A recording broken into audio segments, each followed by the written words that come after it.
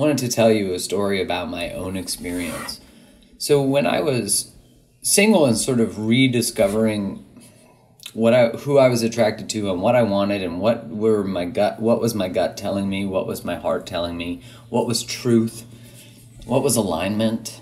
When I got out of my relationship when I was 27, I had not really been super connected to my heart in a long time, not since I was really young.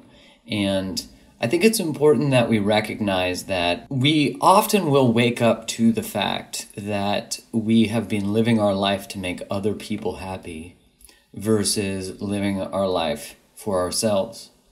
And there's, of course, a line in there where if you live your life too much for yourself, then you live very selfishly. And if you live your life for other people, then you completely abandon yourself. And so there's this balance between, how do I know when something is right for me and it's a good decision and something is not right for me? I don't know the right answer for you, but I will walk you through some of my experiences that have been helpful for me. And I hope, because I didn't know what I was doing then, but I was navigating feelings and surrendering and leaping towards the unknown because I had to. And so when we start to make choices from our own hearts and what we want and what we desire, it can feel incredibly threatening because we might have never done that. And of course, if we've been living and taking care of other people this whole time, then choosing to take care of yourself is really going to challenge the people you've been taking care of, because they're like, wait, what about this secret contract I created with you that you were going to give up your life and be my mom or be my dad and like take care of all my needs and give up your life for me? And you see this a lot in the experience of women right now, which is you have women waking up to it's not so long ago that women just started to be able to vote, which is, in an evolutionary sense, it was literally not even the blink of an eye. And so when you start to see, this is very interesting to pay attention to. And it's that when you are experiencing grief and emotional pain and having this real hard time honoring yourself and what you need and what you want, you might not even know what that is, especially if you're female, it's because you've inherited the abandonment of self that the feminine has inherited, and it's so important to start to, and men can experience this too. I'm generalizing or genderizing, as they say. So being able to recognize that sometimes some of the overt grief and pain and sadness that we carry is actually not ours. It is inherited, and it can feel like you are carrying the weight of the world, because in some sense you are carrying the inherited roles that no longer serve us. I don't know any other way to say this than sounding like I smoke a ton of weed, which I do not, but it really is about the call of your soul and your intuition versus feeling like you're responsible to what society expects of you, what your religion expects of you, what your family expects of you.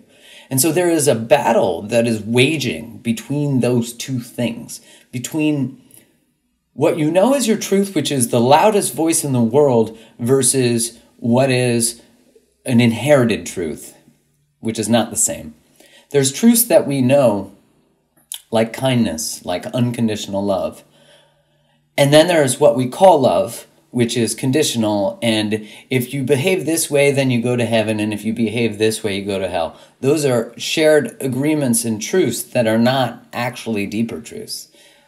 Because no deep truth from the sense of even Jesus Christ or God or whatever your prophet is or whatever your belief system is, would never say to let go of someone based on their beliefs or their choices. You would never disown your child for their sexual choice. You would never disown your child for getting divorced. Are you fucking mad? That's insanity. No one would ever teach that on the deepest level of, and any prophet or leader that teaches that is so full of shit. It's just disgusting. But that's what continues the inherited trauma, that when you go against one of those agreements that we have made that is bullshit, then you experience existential abandonment, which is abandonment of self in order to be loved by what is outside of you. And then you are abandoning what is inside of you, and that creates pain. And what you need to deal with that pain is drugs and alcohol and medicine and sugar and, abusing yourself. And when you finally listen to the call that is ringing within you that says, leave that job, leave that relationship, start that relationship, start that job, pursue that passion, you are connecting to a deeper knowing and truth. A real simple way to know what truth and alignment feels like is if you go into a forest and you take a deep breath, or you sit by the ocean and you look out at the water, you feel what it means to be part of an ecosystem.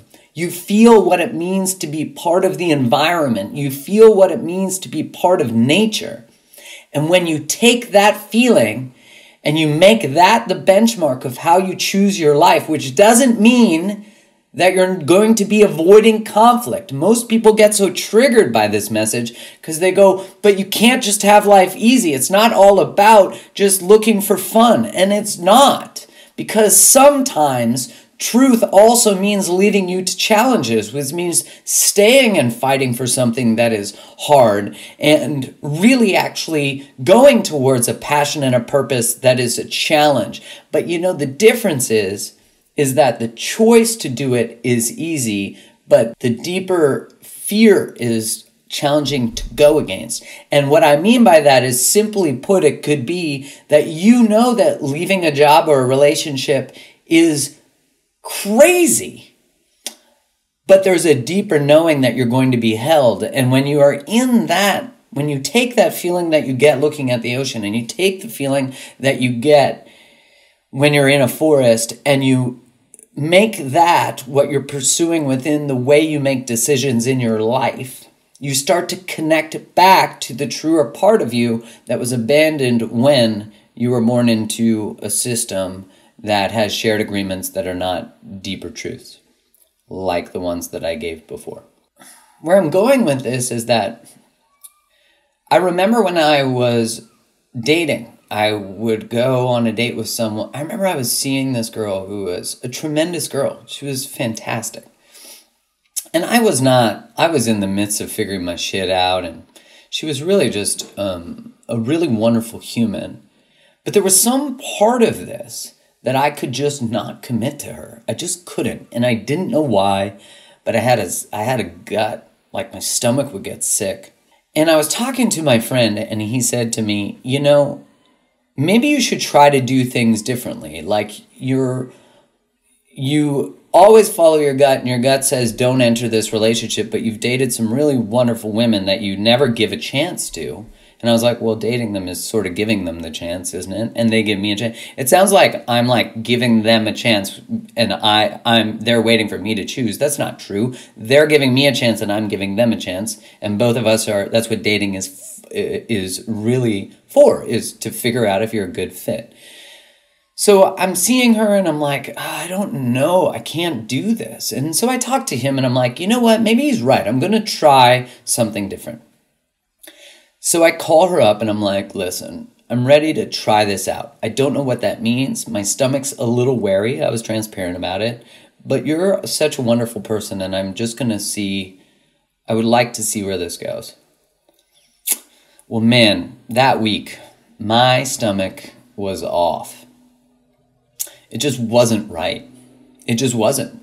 And I called her, and I said, I just can't do this. I just can't do this. There's something off that doesn't work for me. And I knew personally, I didn't say this to her, but I knew personally what it was like to be out of alignment with myself for years, to be out of integrity, to not listen to my gut. I lived outside of not listening to my gut because that's what I was raised to do, was to get a degree in finance and, But there was a chemistry between us, but I couldn't choose to enter this relationship. So I told her I ended the relationship and I felt light and I felt easy. But sometimes, I think we fear that we're running from something good and we need to force ourselves to go into it. And I can't say to you without dishonoring my own experience that that's always a good idea. Because when we talk about recalibrating our chemistry and looking for people to find what's good for us, right? Like if our chemistry has drawn us towards people who are unavailable, then we want to, turn and reprogram ourselves to turn towards people who are better for us. And that often involves getting a little uncomfortable at first. But I don't want that to mean that you start to build distrust with yourself.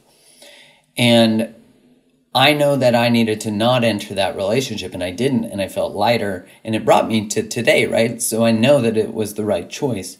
But what was interesting is I found out later that she had been being intimate with her ex-boyfriend at the exact same time and sort of navigating similar conversations with him. And they are now married and have 2 kids. So sometimes there's a deeper knowing that we don't know why, and it can be true for work, it can be true for friends, it can be true for things, but there's just a part of us that knows that this is building us in a direction that's not right. And if you don't listen to the deeper calling of that, then you'll experience anxiety. If you don't listen to the deeper voice that's within you, that is saying, quit that job, start that relationship, leave that relationship, it doesn't mean you don't need to gather more information, but sometimes we do so much research and read so many books and try to do more and more personal growth programs to try to find an answer that we already know. And when I say things like this, it often terrifies and causes people who have been left to get really upset and say like, well, people can't just be selfish and just do whatever they want. And it's like, well, actually they can. So that's actually not true. And secondly, if I've had, partners leave me, and I would never want them to stay under duress or because they felt they had to. And when you start to think about that, right, everybody? When you start to think about someone leaving you, you being terribly upset about it, which of course happens to all of us, imagine someone staying because they felt they had to, and that's why they chose you. The alternative is awful. I will never want someone to feel like they had to choose me. I would never want someone to feel like our relationship is a prison. If you ever have to give up your freedom to choose somebody, then you're not freely choosing them. And that's important to recognize. If you ever have to give up the feeling of freedom, not the freedom to date other people and that kind of thing.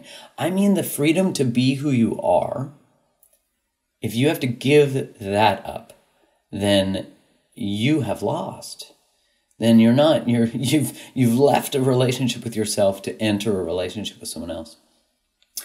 And the last one I wanted to say is that before I entered a relationship with Kylie, I had dated this girl not long, a little bit before that. And she was everything on the list. She was a really wonderful person. And I could not pick her. I just couldn't. I told her that. I just can't do this. And I don't know why. Because in my head, it made sense. And I was like, am I just afraid? Is this, am I just running from what's good for me? Is it, am I just being a sissy here? Is this me running from someone who could love me? But my stomach, I just couldn't pick it. And so I didn't, because choosing her would have been abandoning myself. And had I gone down that road, I would have likely not sent a message to Kylie, not met her in the way I did. Because whenever you make a choice to abandon yourself, you derail a certain pathway. And Listen, I think that fate will continue to bring us back to possible partners. Not always the same ones, but to possible partners. And you have to trust that at any moment in your life, including right now, you can choose to rejoin your soul. You can choose to rejoin the deeper voice that is within you that says, I don't know why we have this job. Our deepest passion is this. I didn't know when I was young that I could do anything I wanted with my life. Are you fucking kidding me? I was taught that you had to have kids by 27 or 30 and get a job in finance or a rational job that would make me enough money to take care of kids and to take care of my partner and be a good provider. I didn't know that you didn't have to do that because it wasn't part of the cultural narrative and the shared bullshit agreements that we make about who you have to be and how you have to show up and what that means. Now, before I go, I want to explain this, that when you wake up to the fact that you have chosen stuff for other people and lived a life and even believed in a God that wasn't yours, you will experience pain at the same time because you will wake up to the truth that you have abandoned other possibilities. Now, in the experience of all shame and guilt, is that when we learn that there was a better possibility or a better choice or a better version of us if we had made a different choice, what happens is we tend to turn away from that because we feel shame for not doing it. But in doing that, we are not now integrating and alchemizing the new choice, the new behavior that's available to us. So we read something, we learn something which could be happening now as you're watching this, and all of a sudden you go, shit, I can't believe I fucking did that. I could have made a different choice. I could be in a different place. What happens if I missed my person? Oh my God, what happens if I didn't meet them? I could have been at that place, and I went to that other place, and I went and had a one-night stand, and I had too much to drink, and whatever it is. Stop. Because that's the same way that we go down the same cycles. I'm saying stop and listen. What is the better choice that you can make today? How can you show up today knowing that? Use the shame and the guilt and the pain and the anger and the sadness and the grief and use it to fucking move yourself and to transform yourself and to radicalize yourself and to move into a place where you are a newer, better version of you that is greater, that is more honest, that communicates better boundaries, that shows the fuck up for yourself. And when you grab that, because really that's what happens is when you have shame about a choice or an experience, even if you didn't get to choose it, it means that there is a better emotion, choice, opportunity available to you if you were to listen to that thing and observe it. I guess at the end, I wanted to really tell you the story of those two dating experiences to say, no one knows you better than you know you. And you can get all the advice in the world, and you can read all the books in the world, but none of them will know more than what you know. You can go to all the spiritual teachers, all the motivational speakers, but none of them will know you better than you know you. And they might be able to lead you back and remind you of your soul, of who you are. And that can happen because if you observe someone who is in their heart, you know what that feels like by observing it, and that can alchemize or mirror it for you so that you can start to say, I know what it's like to see someone feel that way, which means I know what it's like to feel that way, and so I can't wait to feel that way. And what we tend to do when we are living a life for the approval of others or through a systemization that we've learned is that we tend to be outcome-based. Like when I get that job, or when I move, or when I achieve that, or when I get the boyfriend, or I get the girlfriend, or when I get the person, then I'll feel happy and I'll be validated that I am a high achiever, that I got the thing. But what's happened there is we become achievement-based, and when we're achievement-based, we're expecting to feel a certain way when we get something. But when we become feeling-based, it's don't make the target for how you direct your life based on what you want to achieve. Make it based on how you want to feel. And then ask yourself in this moment, what would contribute to that feeling? And how could I create that now? And what happens there is you don't become future outcome based and future feeling based. You can actually learn to create that feeling within this moment. And as you do that, you make your commitment to truth, your truth, not not the shared agreed upon truths. I'm saying the deeper truths that we all know are real. And when you commit to that, to being in alignment, to being in truth, and to being in integrity, your life will flow because you will become part of the system and the environment. Not the system as in the outer system, but the way the universe works, the way the environment works. You go into a forest and we feel light. When you're beside the ocean, we feel light because we feel what it's like to be part of the ecosystem.